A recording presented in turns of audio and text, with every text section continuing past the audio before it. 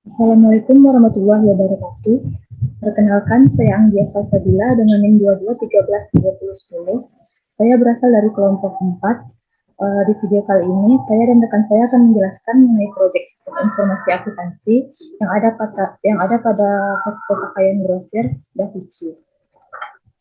Sebelum itu, saya akan memperkenalkan mengenai toko Davichi itu sendiri.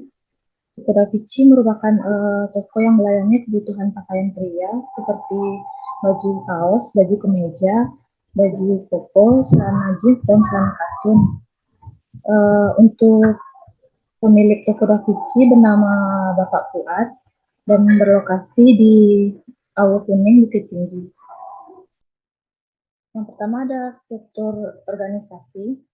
Untuk struktur organisasi toko Davichi sendiri, pertama ada pemilik toko pakaian satu orang, lalu supervisor toko satu orang, staf toko satu orang, kepala bagian keuangan satu orang, kasir toko satu orang, kepala bagian pembelian satu orang, dan staf pembelian satu orang. Lalu flowchart. Flowchart atau sering disebut dengan diagram alir merupakan suatu jenis diagram yang mempresentasikan algoritma atau langkah-langkah instruksi yang berurutan dalam sistem. Berikut ada simbol-simbol yang digunakan pada flowchart. Yang pertama berbentuk biar genjang, artinya mempresentasikan input data atau output data yang diproses atau informasi. Yang kedua ada persegi panjang. Ini merupakan simbol untuk mempresentasikan operasi yang dilakukan pada komputer. Lalu yang berbentuk bulat, ini merupakan penghubung keluar atau masuknya bagian lain flowchart, khususnya halaman yang sama. Lalu anak panah untuk mempresentasikan alur kerja. Lalu berbentuk ini merupakan penjelasan, digunakan untuk komentar tambahan. Lalu simbol belah ketupat atau keputusan. Keputusan artinya keputusan dalam program. Gambar seperti ini memiliki arti rincian operasi berada di tempat lain. Lalu gambar ini memiliki arti pemberian harga awal, lalu berbentuk elips atau seperti telur yang horizontal memiliki arti terminal points, yaitu awal atau akhir flowchart. Lalu ada punch card, ini memiliki arti input atau output yang menggunakan kartu berlubang. Dan ini adalah simbol-simbol flowchart yang lain.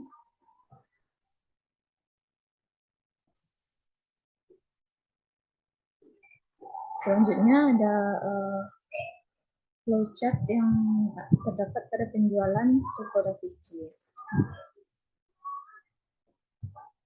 Dimulai dari pelanggan memesan barang apabila via online, memesan melalui HP. Lalu kalau tidak, pelanggan datang ke toko. Setelah itu bagian toko atau karyawan memeriksa dan mencari barang. Apabila ada barang, dibuat nota penjualan. Apabila tidak, penjualan batal. Setelah itu nota penjualan diarsipkan, dilakukan pembayaran oleh pelanggan. Apabila tidak tunai, maka dibuat memo kredit. Lalu apabila tunai, lalu dibuatkan laporan keuangan penjualan harian oleh keuangan.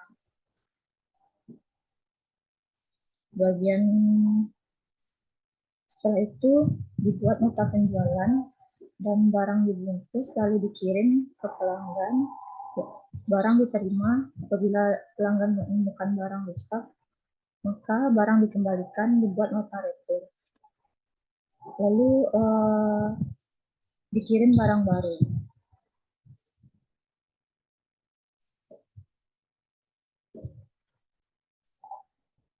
Selanjutnya ada data flow diagram atau DFD. DFD merupakan salah satu model logika atau data proses yang dibuat untuk menggambarkan dari mana asal data dan kemana tujuan data yang keluar dari sistem. Di mana data disimpan, proses apa yang menghasilkan data tersebut, dan interaksi antara data yang tersimpan dan proses yang dikenakan pada data tersebut. Berikut adalah DFD, simbol-simbol DFD yang digunakan.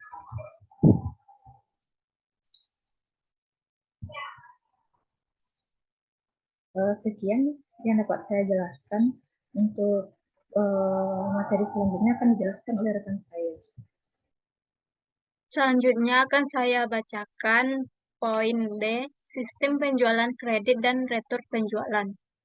Menurut Haryono, penjualan kredit adalah penjualan yang dilakukan dengan perjanjian di mana pembayarannya dilaksanakan secara bertahap. Untuk penjualan secara kredit, jika pelanggan masih mempunyai piutang, pelanggan tersebut tidak diperkenankan untuk melakukan pemesanan barang. Jika pelanggan tersebut bebas dan tidak mempunyai hutang, maka pelanggan dikenankan untuk melakukan pemesanan barang dan melakukan transaksi. Selanjutnya, proses transaksi tersebut sama dengan transaksi penjualan secara tunai. Untuk prosedur penjualan kredit pada toko Davichi, yaitu A. Prosedur order penjualan. Dalam prosedur ini, fungsi penjualan menerima order dari pelanggan baik secara online maupun pelanggan datang ke toko. B. Prosedur persetujuan kredit. Dalam prosedur ini, bagian penjualan meminta persetujuan kredit pada bagian keuangan. C. Prosedur pengiriman. Dalam proses ini, karyawan akan mengecek kembali barang yang sudah dipesan dan membungkusnya. Selanjutnya dibawa menuju loket. D. Prosedur penagihan. Dalam prosedur ini, pemilik akan memberikan jangka waktu selama 30 hari untuk melunasi pembelian kredit dari pelanggan. Namun, apabila pelanggan belum melunasi utangnya, maka pemilik belum memperkenankan pelanggan tersebut untuk membeli barang baru. Selanjutnya, proses pencatatan akuntansi. Dalam proses ini, bagian keuangan akan melakukan pencatatan terhadap setiap transaksi di pembukuan toko.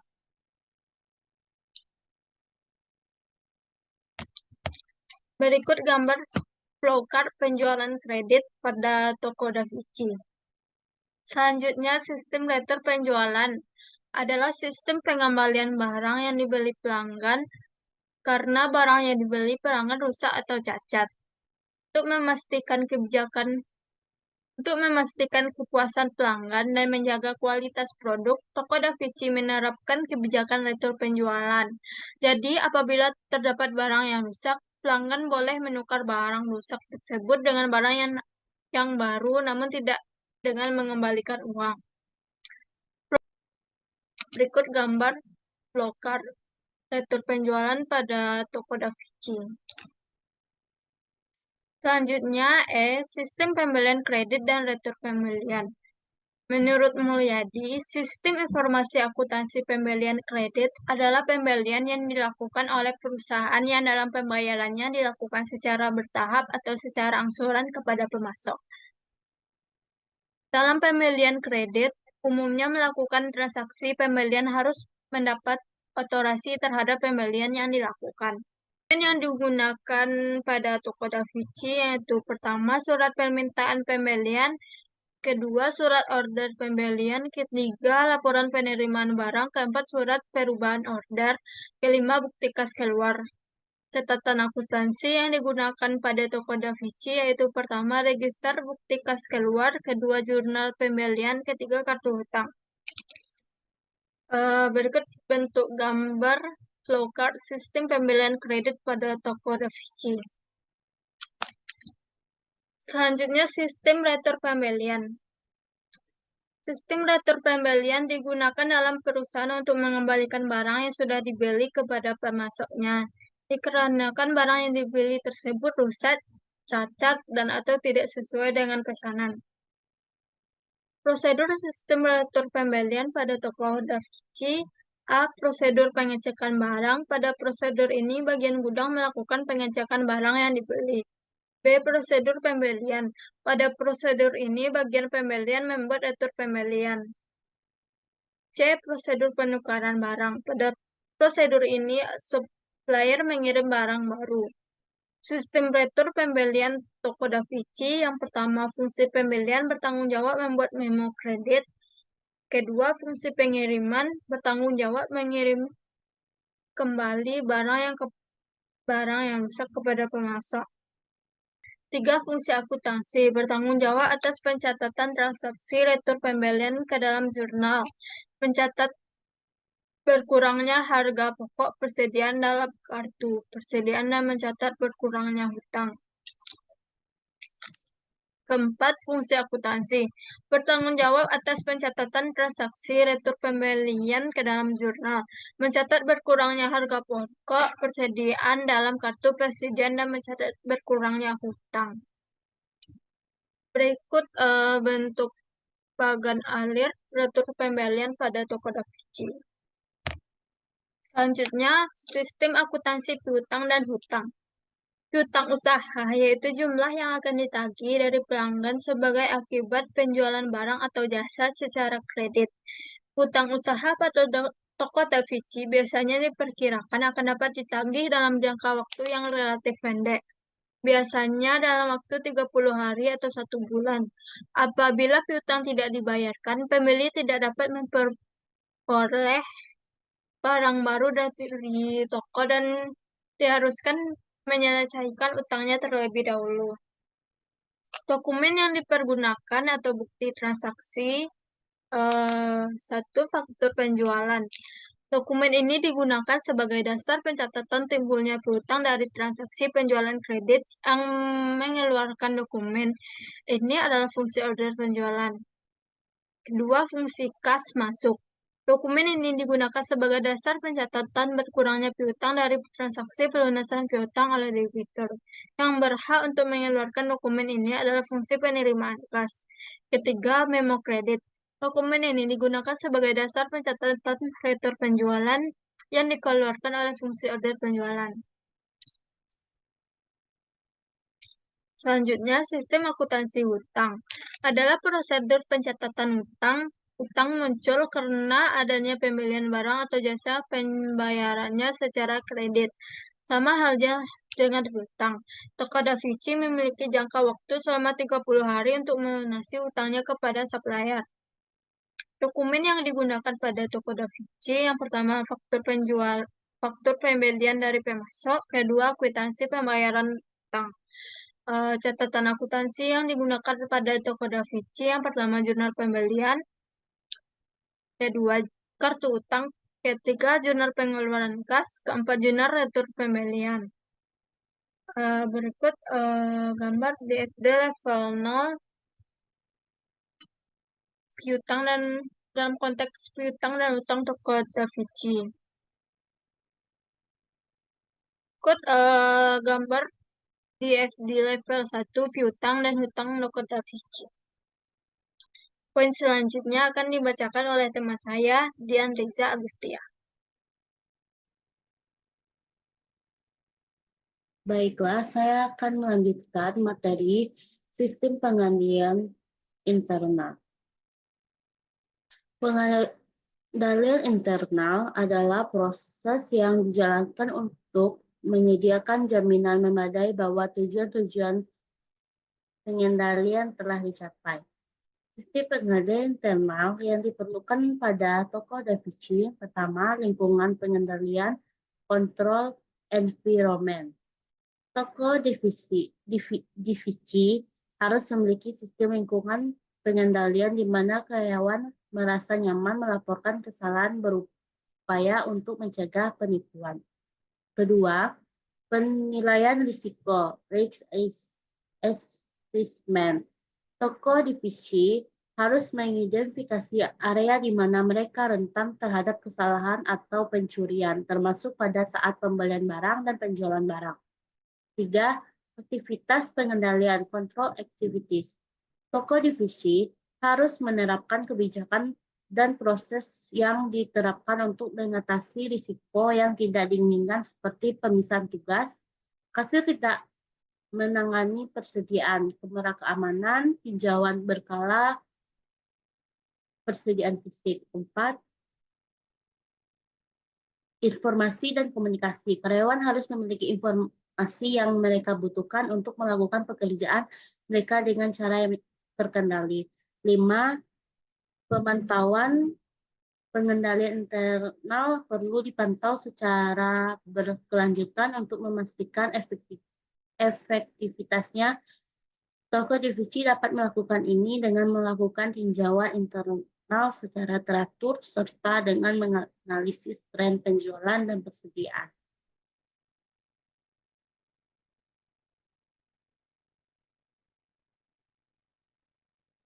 Selanjutnya, sistem akuntansi pengupahan dan pengajian.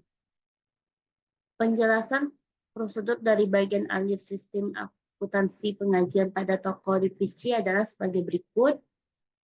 Pemilik membuat slip gaji karyawan 2 rangkap berdasarkan kartu presensi karyawan yang dibuat sesuai kehadiran karyawan. Kartu presensi tersebut disimpan secara tidak permanen dan urut tanggal. Slip gaji karyawan rangkap 1 dijadikan dasar dalam pencairan gaji karyawan. Kemudian diserahkan kepada karyawan karyawan bersamakan dengan gaji karyawan dalam bentuk uang kas.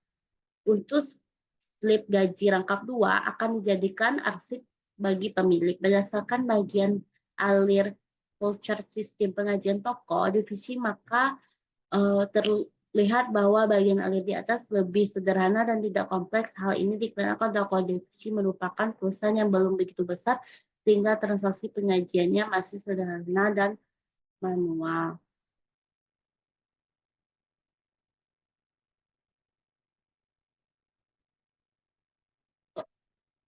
Materi selanjutnya, evaluasi sistem yang berjalan.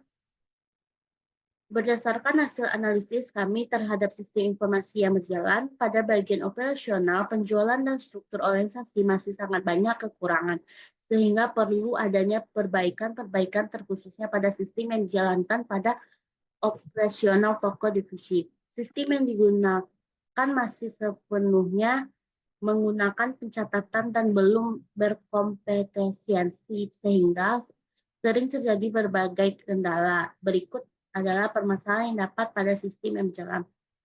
Pertama, permasalahan dalam proses pengecekan barang masih bergantung pada proses pencatatan manual, sehingga sering terjadi kendala. Bagian karyawan, solusinya dibuatnya database penyimpanan data untuk persediaan yang tersistem sehingga operasional lebih efektif dan efisien serta data yang hasilnya lebih akurat. Kedua, bagian kasir dalam proses transaksi untuk pengecekan total belanja pelanggan masih menggunakan kalkulator dan belum tersistem sehingga tidak efektif dan efisien. Solusinya dibuat program yang sudah tersistem secara keseluruhan mulai dari persediaan hingga harga penjualan sehingga lebih terstruktur dan otomatis harga penjualan langsung tertera dalam dan terhitung secara otomatis.